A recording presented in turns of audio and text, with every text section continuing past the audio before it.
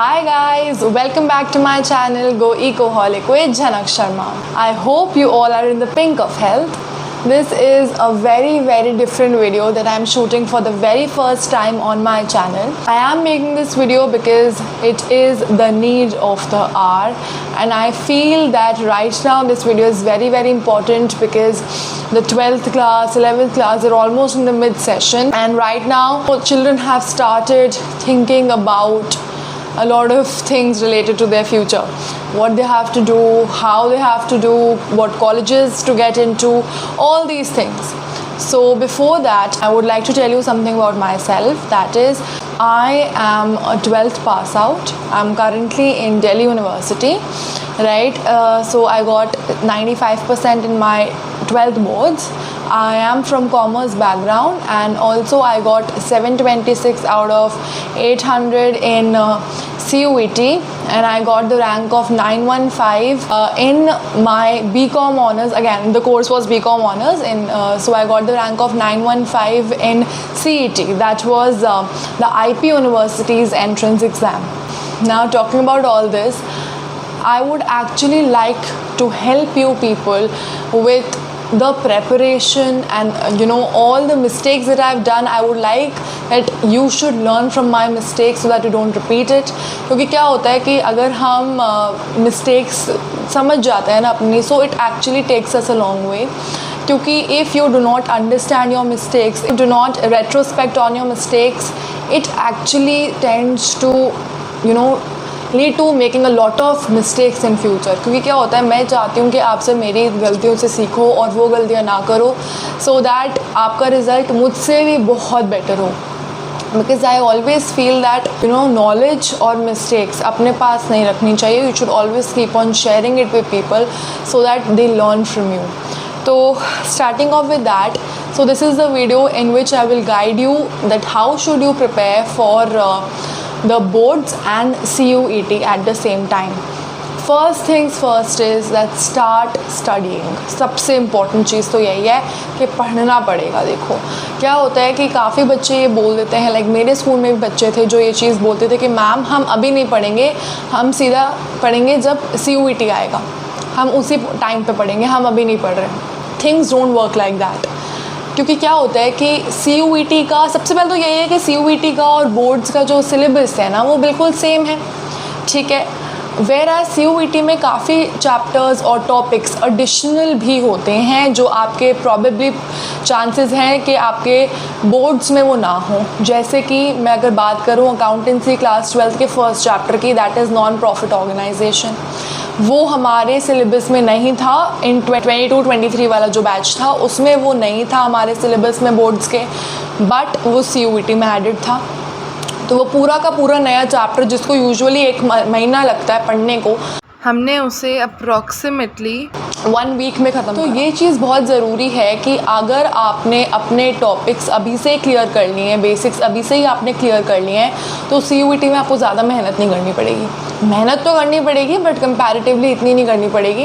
क्योंकि क्या होता है कि अगर आपको पता है कि हमने इतना तो पढ़ के रखा हुआ है, तो you will not have to do that again in CUET. आप हल्का से रिविजन करोगे and that will be on your tips. तो वो चीज़ डेफिनेटली होती है. नेक्स्ट थिंग, सारी बातें तो मैं CUET के टाइम पे और एक्सप्लेन कर दूंगी. So again the video will be made in 2 parts.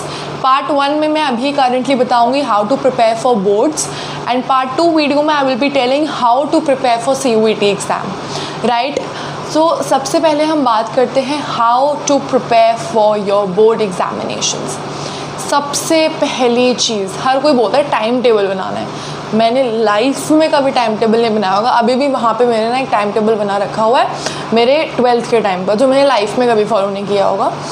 सो मैं इस चीज़ में नहीं मानती हूँ कि कंसिस्टेंसी होनी चाहिए या फिर टाइम टेबल फॉलो करना. I know it may sound very weird कि कैसे हो सकता है, बट एक चीज़ जो मैं हमेशा बिलीव करती हूँ कि अगर आप पढ़ने बैठे हो तो मेक श्योर आप पढ़ रहे हो.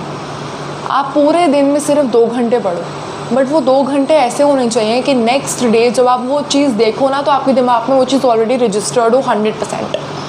उसको दोबारा मेहनत करने की ज़रूरत ना पड़े, करेक्ट. तो वो चीज़ अगर आपने बना लिया है तो आप कर लोगे। फर्स्ट थिंग इज़ कि हमारे स्कूल में जो टीचर्स थी they were very very very helpful.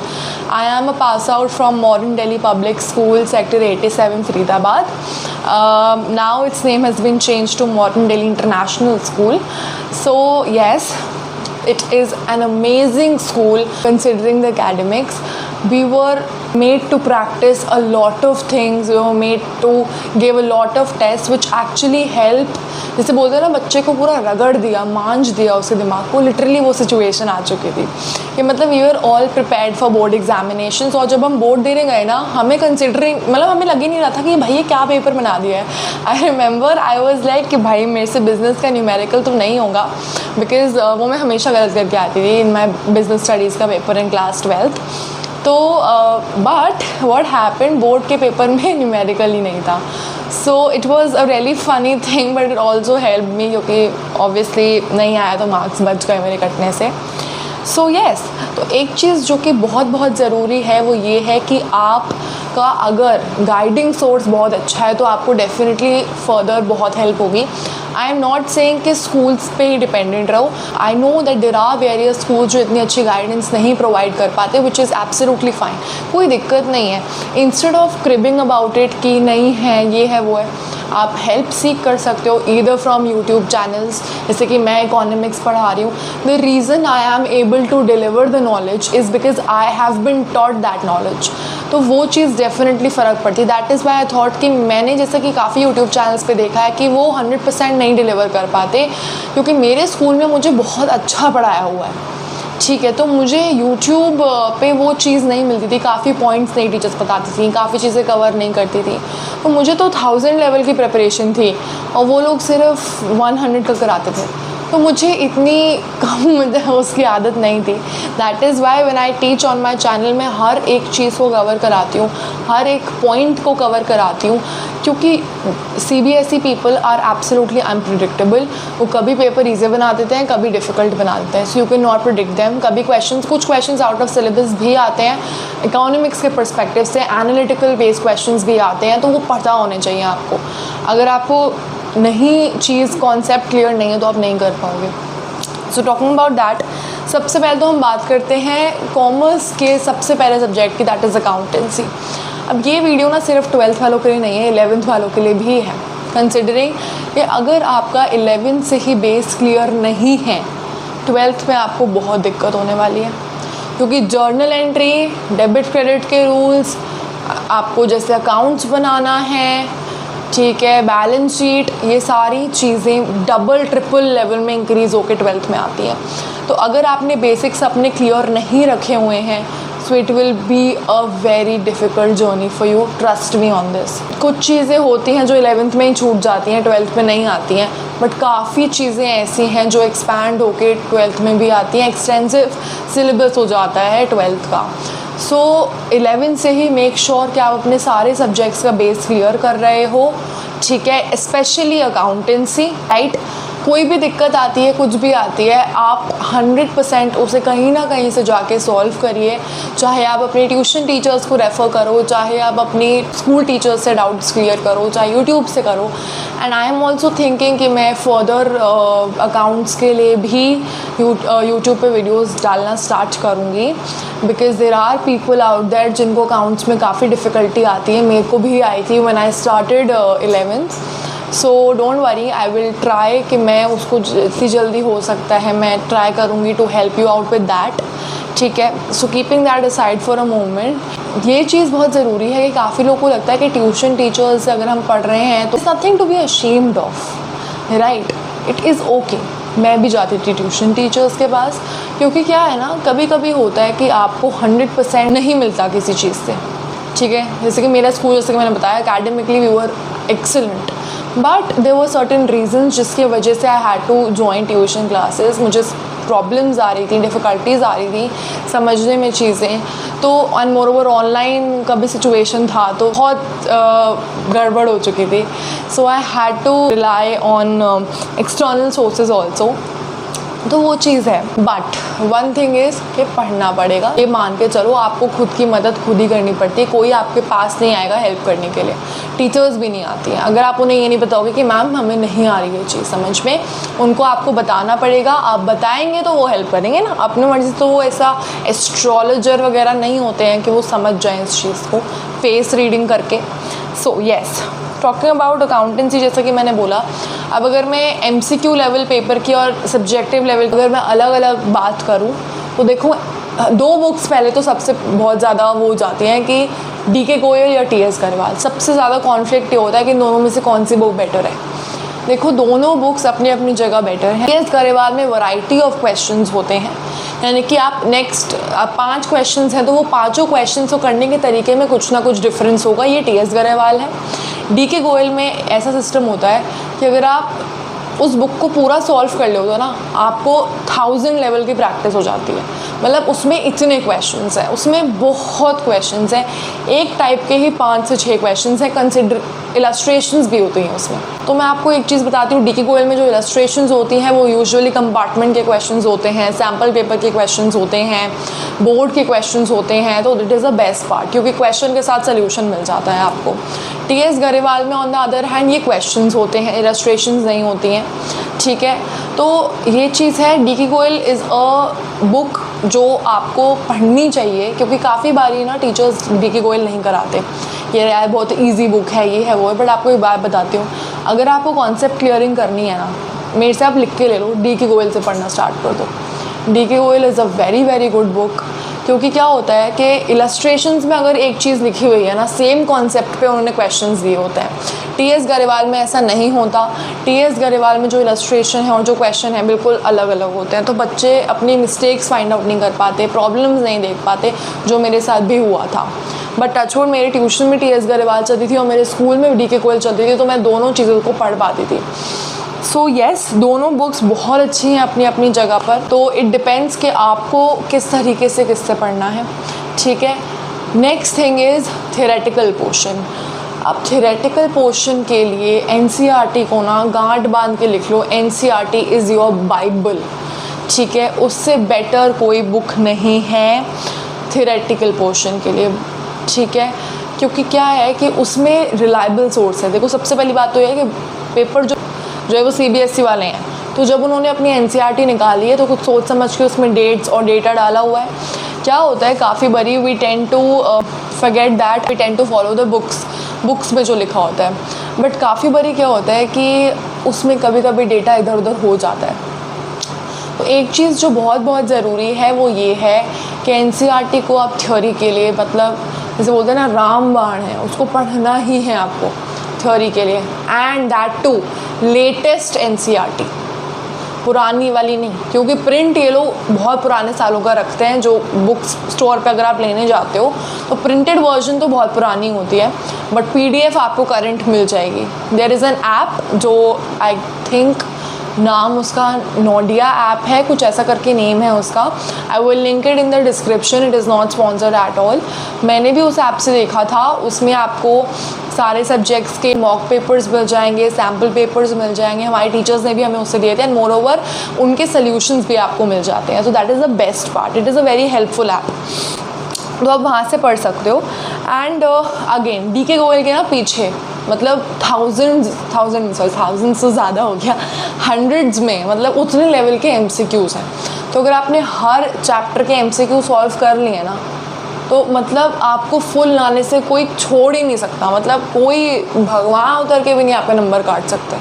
मतलब उस लेवल के MCQs आपको मिल जाएंगे उसमें। फिर भी अगर आपको और प्रैक्टिस करनी है, आप TS गरेवाल के भी सॉल्व कर लो साथ में।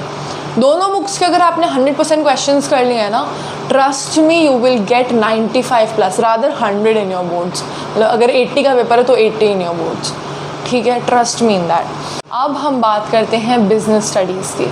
अब बिज़नेस स्टडीज़ ना बड़ा ऐसा सब्जेक्ट है, मतलब या तो लोग उसे बहुत पसंद करते हैं या तो लोग उसे बिल्कुल भी पसंद नहीं करते हैं, वो ऐसा सब्जेक्ट है। तो ऑनेस्टली मैं मिडवे थी थोड़ी सी, मतलब मेरे को पसंद भी था और नहीं भी था। बट एक चीज़ जो मैं आपको बोलना चाहती हूँ considering business studies, that is NCERT is the again Bible. याद रखना है आपको, NCERT अगर आपने पढ़ी है बिजनेस स्टडीज़ की, आप अच्छे मार्क्स स्कोर करोगे 100%।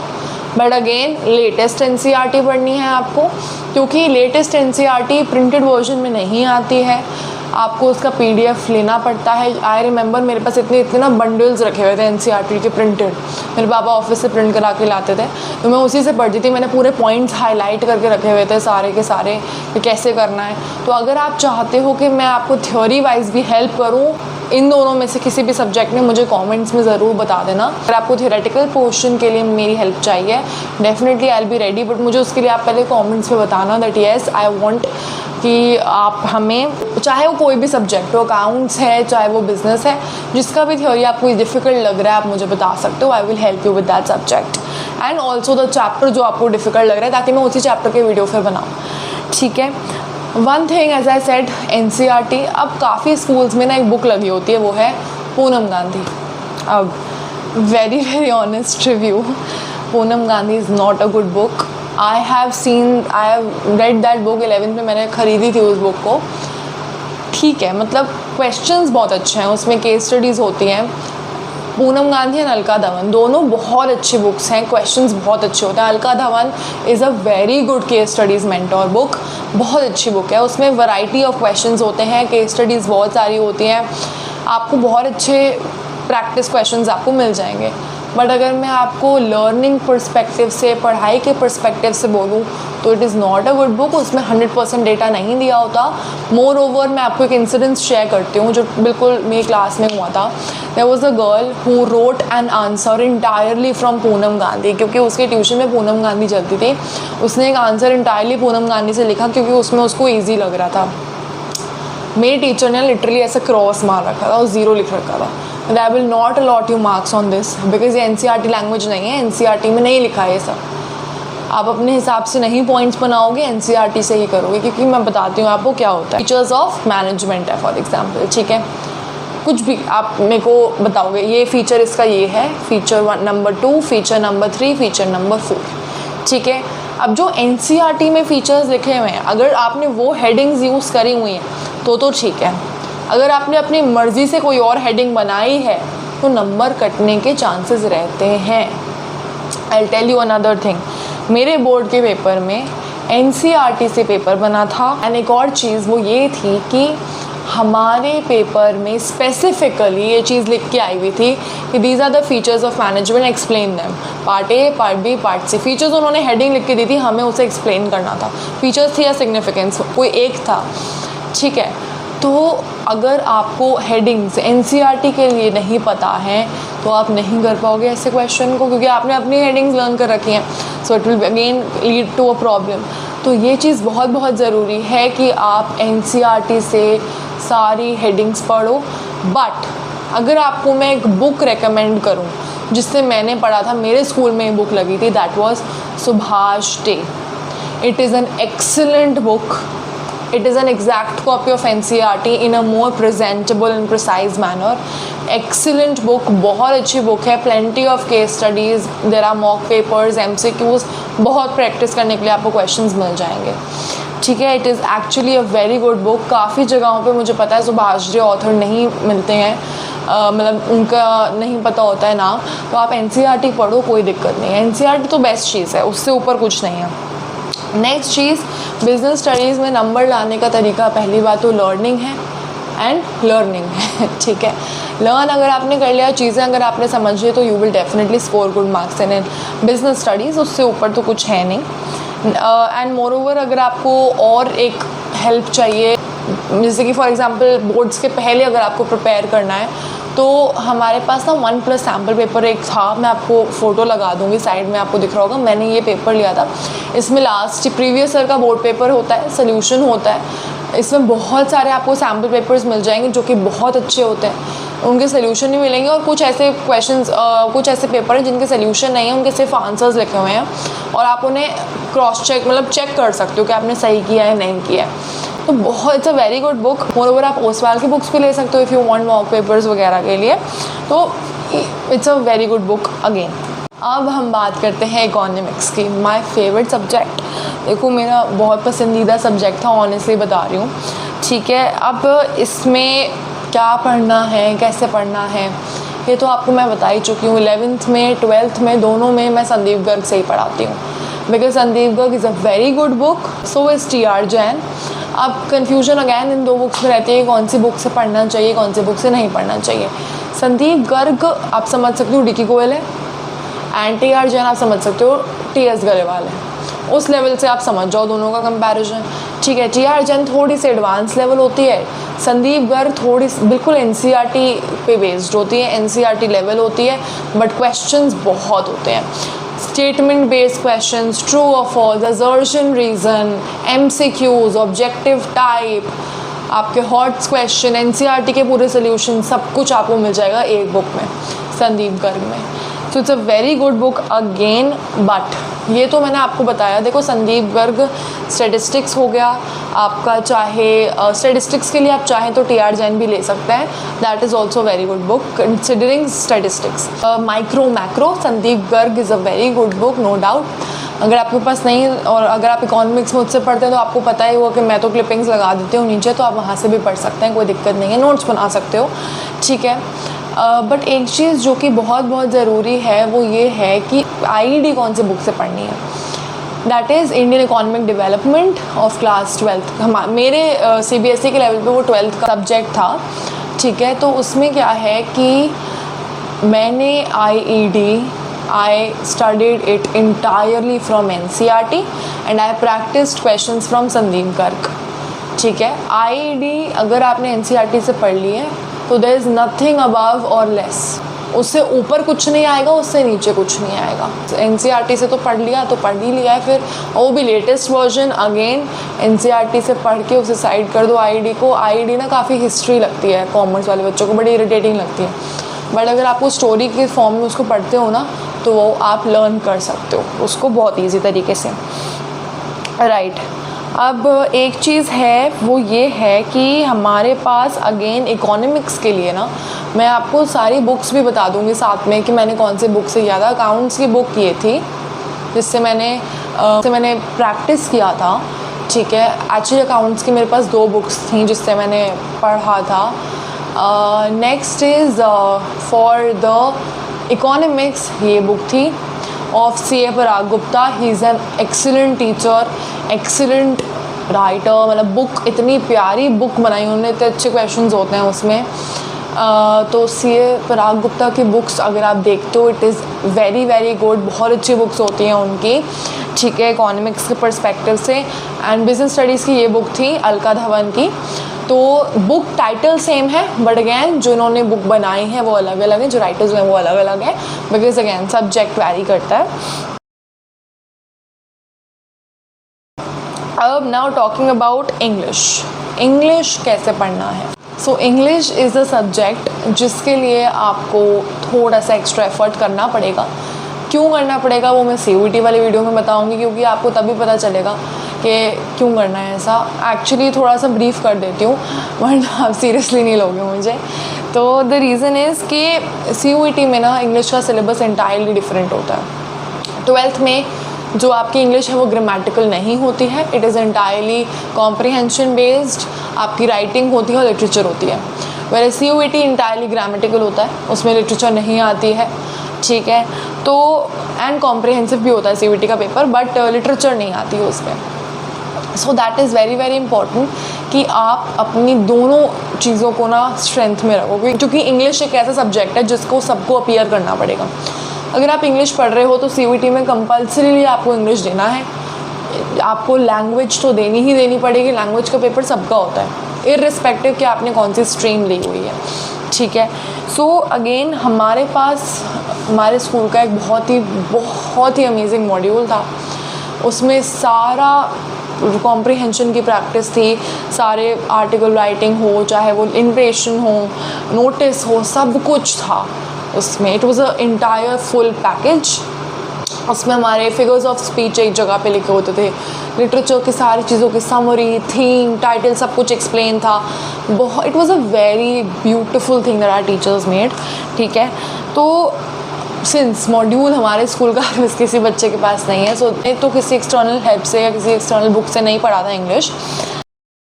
So this is a book by Arihant, all in one, and it is a very good book क्योंकि इसमें आपको सारा डेटा मिल जाएगा, सैम्पल पेपर्स भी मिल जाएंगे, आप BBC भी रेफ़र कर सकते हो. There is a teacher, she is an amazing teacher, YouTube पे वो पढ़ाती हैं. That name of the teacher is Shipra Mishra. She is a very good teacher. मतलब मैं उनसे पढ़ी हूँ. मतलब वो मेरे स्कूल के लेवल का पढ़ाती थी. मतलब वो इतना अच्छा पढ़ाती थी that I use to actually refer her videos. नहीं तो मैं इंग्लिश तो किसी से नहीं पढ़ती थी क्योंकि कोई टीचर ना आधे फिगर्स ऑफ स्पीच बताती नहीं थी, आधे एक्सप्लेनेशंस देती नहीं थी, तो बड़ी सारी दिक्कत होती थी. राइटिंग सेक्शन के लिए मैंने मैम को फॉलो किया था, Shipra Mishra, as I have told you. आप उन्हें रेफ़र कर सकते हो, ठीक है. एंड अगेन आपको पढ़ना पड़ेगा इंग्लिश, क्योंकि फिर synonyms, antonyms, idioms, proverbs, adverbs, adjectives, clauses, models, बड़ी सारी चीज़ें हैं. वही जो आपने पिछली अपने क्लासेस में पढ़ा था, 5th, 6th, 7th, 8th, 9th, 10th, पूरा सिलेबस आता है CUET में. तो वो एक साथ पढ़ना बहुत इरिटेटिंग हो जाता है, बहुत फ्रस्ट्रेटिंग हो जाता है, ठीक है. तो इंग्लिश की वजह से अपने नंबर कम करना, चाहे बोर्ड्स हो चाहे CUET हो, तो पढ़ना शुरू कर दो एंड थोड़ा थोड़ा साथ में पढ़ते रहो. इससे क्या होता है, स्कूल में अगर आपको टीचर एक्सप्लेन कर रही है कोई चैप्टर तो उसको साथ में पढ़ लो, पढ़ के ख़त्म कर दो, राइट. तो हो जाएगा, इतना कोई वो नहीं है दिक्कत. एंड राइटिंग की प्रैक्टिस करो, ठीक है. मैं ये नहीं बोल रही कि डे 1 से वो देखो हर कोई नहीं करता, बट हाँ, इंग्लिश के एग्ज़ाम के पहले जो प्रेपरेटरी लीव मिलती है ना, उसमें हर एक दिन मार्क करके रखो कि मुझे सोने से पहले कोई ना कोई एक टॉपिक राइटिंग सेक्शन का उठा के प्रैक्टिस करना है, ठीक है. चाहे एक दिन तुम लेटर उठा लो, अगले दिन तुम इन्विटेशन उठा लो, फिर नोटिस उठा लो, बट करो प्रैक्टिस. वेरी वेरी इंपॉर्टेंट, क्योंकि राइटिंग सेक्शन में सिर्फ लिखने का काम नहीं होता, प्रेजेंटेशन होता है, वर्ड लिमिट होती है, स्पीड होती है, बड़ी सारी चीज़ें उसमें आती हैं. So it needs to be practised. अब नेक्स्ट मैथमेटिक्स. अब मैंने मैथ्स नहीं पढ़ी थी अपने 11th 12th में, and there is a friend of mine जिसने मुझे गाइड किया कि कैसे उन्होंने मैथ्स पढ़ी थी, and she scored very good marks in maths. मतलब 95+ आए थे उसके, I don't remember exactly, but so yes. तो मैथ्स में she told me that I use to study. Firstly उसने बताया मुझे कि NCERT अगेन बेसिक्स करने हैं क्लियर. मैंने भी 10th में अपने NCERT बहुत अच्छे से करी थी. आई रिमेंबर 2-3 बार कर चुकी थी मैं NCERT, ठीक है. सो आपको भी सबसे पहले तो बेसिक्स क्लियर करने हैं मैथमेटिक्स में NCERT पढ़ के. NCERT अपने अच्छे से कर लिए. मतलब NCERT अच्छे से करने का मतलब ये है कि उसमें से अगर एक भी क्वेश्चन आ गया ना तो आपको 1000% आता है, वो ये होना चाहिए. नेक्स्ट चीज़ है NCERT एग्जाम्पलर. अगर आपने NCERT कर लिया तो NCERT एग्जाम्पलर पे आप मूव कर सकते हो, वो उससे थोड़ा एडवांस लेवल हो जाती है. तो आप ये 2 बुक्स अगर आपने अच्छे से कर लिया तो 90+ तो आपके आराम से आ जाएंगे मैथ्स में, टू अंडरस्टैंड दीज पॉइंट्स, और आप इनसे हेल्प ले सकते हैं, राइट. अब आता है फिज़िकल और फाइन आर्ट्स. अब मेरी फ्रेंड फिज़िकल एजुकेशन की थी and I was from fine arts background. तो फिज़िकल और फाइन आर्ट्स एक दूसरे के बिल्कुल उल्टे होते हैं. फिज़िकल में आपका 70 मार्क्स का थ्योरी आता है और 30 मार्क्स का प्रैक्टिकल आता है, और फाइन आर्ट्स में आपका 30 मार्क्स का थ्योरी आता है और 70 मार्क्स का प्रैक्टिकल आता है. So this is very contradictory एक दूसरे से, but one thing that remains same is dedication. अगर आप फिज़िकल पढ़ लेते हो, अगर आप अच्छे से कर सकते हो तो आप फिज़िकल लीजिए. अगर आप क्रिएटिव लेवल पे उसमें पेंटिंग में, ड्राइंग में उसमें अच्छे हो तो आप वो ले लीजिए. काफ़ी स्कूल्स में होम साइंस होती है, काफ़ी स्कूल में फ़ाइन आर्ट्स नहीं होती है. वो अब स्कूल टू स्कूल वो चीज़ वैरी करती है. मेरे स्कूल में फ़ाइन आर्ट्स और फिज़िकल एजुकेशन थे, so I was a fine arts student. And मेरी फ्रेंड ने बताया कि फ़िज़िकल एजुकेशन उसने बिल्कुल भी नहीं पढ़ी थी एज सच, बिकॉज जो बोर्ड एग्जाम प्रिपरेटरी लीव होती है उसी के टाइम पे उसने थोड़ी बहुत पढ़ी थी, and she did score decent marks. तो इतना चलता है. देखो हर सब्जेक्ट को आप इक्वल लेवल की वो नहीं दे सकते, बिकॉज काफ़ी बच्चों के पास मैथ्स भी होती है, अकाउंट्स भी काफ़ी टाइम आपका लेती है. तो ये भी बहुत ज़रूरी चीज़ है कि आप सब्जेक्ट में भी मैनेजमेंट करो, टाइम मैनेजमेंट करो, क्योंकि हर सब्जेक्ट को आप 2000% नहीं दे सकते हो. ये बहुत ऑनेस्ट चीज़ है. हर कोई टीचर बोलते हैं कि हमारे सब्जेक्ट को भी टाइम दिया करो, इसे भी पढ़ा करो. नहीं होता. आप हर सब्जेक्ट को उतनी शिद्दत से नहीं पढ़ सकते हो. तो आपको ये चीज़ समझनी पड़ेगी किससे आपको कितने ज़्यादा टाइम देना और किसको उससे कम टाइम देना है. ये चीज़ बहुत ज़रूरी है, ठीक है. बस वो एक चीज़ बहुत ज़रूरी थी, वो ये थी कि फ़िज़िकल जो है, जो पेपर आया था, जो उसने मुझे बताया था, वो ये था कि जो बोर्ड का पेपर था वो ISC बोर्ड लेवल का आया था. सो आई वॉज़ नॉट श्योर कि कैसे क्या करना है. तो उस चीज़ के लिए उसने मुझे बोला कि आधे से ज़्यादा क्वेश्चंस उसको फिर भी नहीं आते थे, बिकॉज़ उस लेवल पे नहीं थे वो क्वेश्चंस। तो मैं आपको यही बोलना चाहती हूँ कि आप अपने टीचर्स से इस चीज़ की हेल्प लें, बिकॉज़ मैं फ़िज़िकल एजुकेशन बैकग्राउंड से हूँ नहीं, तो वेरी ऑनेस्टली बोल रही हूँ, आप यूट्यूब चैनल्स की हेल्प ले सकते हो, अपने टीचर्स की हेल्प ले सकते हो। काफ़ी स्कूल्स में टीचर्स फिज़िकल पढ़ाते भी नहीं हैं, तो यूट्यूब से आप पढ़ सकते हैं, टीचर्स को एक्सटर्नल हेल्प ले सकते हो, ठीक है। So that is absolutely fine. And fine arts, again fine arts की काफ़ी वीडियोस नहीं हैं यूट्यूब पे, काफ़ी दिक्कत आती है। तो अगर कोई स्टूडेंट है फ़ाइन आर्ट्स का जिसे मुझसे फ़ाइन आर्ट्स पढ़नी है, तो वो मुझे बता सकता है। I will actually help you on taking 1-on-1 classes, ताकि जिसको हेल्प की ज़रूरत है I can actually help that child. So there is no problem at all, because I have been a fine arts student, तो मुझे काफ़ी अच्छे से वो चीज़ें पता है, थ्योरी क्या आती है, बुक्स क्या हैं।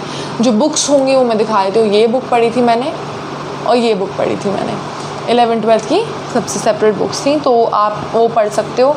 And that is it, but keep this thing in your mind that dedication, practice, hard work बहुत ज़रूरी है। इन चीज़ें मेहनत कभी ना कभी तो करनी पड़ेगी, बेटर है अभी से कर लो ताकि बाद में थोड़ी कम करनी पड़े, क्योंकि बाद में ना इतने पेपर हो जाते हैं, इतनी लेथार्जी आ जाती है कि बोर्ड के बाद CUET के लिए पढ़ने का मन ही नहीं करता, क्योंकि 2-2.5 महीना ही होता है, उसमें या तो चिल कर लो या थोड़ा सा कम पढ़ लो या फिर पढ़ते ही रहो।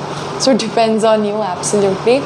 I hope you enjoyed the video. अगर आपको इतनी सी भी हेल्प हुई है इस वीडियो से, तो please like the video, subscribe to my channel and ring the bell just next to subscribe button, so that you get the notifications whenever I upload a new video. And the part 2 video will be coming out soon for the CUET help, और उसमें मैं आपको काफ़ी सारी चीज़ों के बारे में बताने वाली हूँ, about the preference list, CUET के फॉर्म में कैसे भरते हैं, क्या चीज़ें हैं, बड़ी सारी जो ये प्रॉब्लम्स हैं, और मेरा एक्सपीरियंस कैसा रहा CUET में, इवन CET में जो IP का पेपर था। तो आप उस वीडियो के लिए भी stay tuned and share this video with your friends and family. So keep smiling, keep shining and keep learning. Thank you so much. Bye bye.